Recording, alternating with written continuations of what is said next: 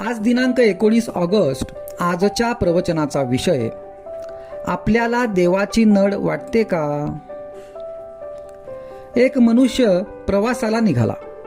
त्याने बरोबर सर्व सामान घेतले. तो पान तंबाखू खाणारा होता. त्याने तेही सर्व साहित्य बरोबर घेतले होते. गाडी सुरू झाल्यावर थोड्या वेळाने त्याने पानाचे साहित्य काढले. तेव्हा त्याच्या ध्यानात आले की आपण चुन्याची डबी विसरलो आहोत. त्याने पुन्हा पुन्हा सामान हुडकले. त्याला मोठी चुटपुट लागली. कुठे काही पडल्याचा आवाज झाला की त्याला वाटे चुन्याची डबीच पडली.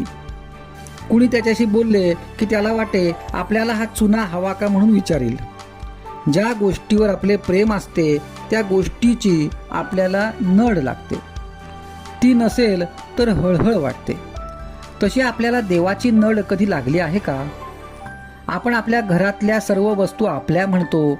बायको, मुले, घरातल्या इतर वस्तूंची आपल्याला इत्यंभूत माहिती असते. परंतु देवघरातला देव, ज्याची आपण रोज पूजा करतो, तो कधी आपलासा वाटला आहे का? आपली जर ही स्थिती आहे तर आपल्याला देवाचे प्रेम कसे लागेल? देवाचे प्रेम लागायला हवे असेल तर जगताची आशा सोडली पाहिजे. व्यवहार न सोडावा, पण विषयाकडे गुंतणारी आपली वृत्ती भगवंताच्या आड येते, म्हणून तिला भगवंताकडे गुंतवावे. भगवंताची खरी आवड उत्पन्न झाली पाहिजे. देवा वाचून आपले नडते असे वाटले पाहिजे. ज्याचा आपण सहवास करतो त्याचेच आपल्याला प्रेम लागते.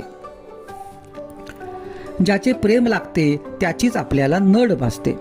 आपण पाहतोच सहवासात किती प्रेम आहे. प्रवासात आपल्याला कुणी चांगला माणूस भेटला, त्याच्याशी आपण बोललो, बसलो की त्याचे प्रेम आपल्याला लागते. तो त्याच्या स्टेशनवर उतरून जाताना आपण त्याला म्हणतो, तुमच्याबरोबर वेळ किती आनंदात गेला. तुम्ही आणखी बरोबर असता तर बरे झाले असते.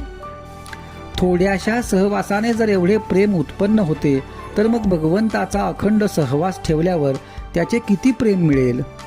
म्हणून त्याच्या नामाचा सतत सहवास ठेवा.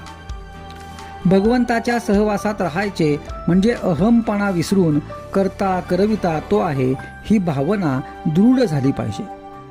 होणारे कर्म त्याच्या कृपेने होते आहे ही भावना निर्माण झाली पाहिजे.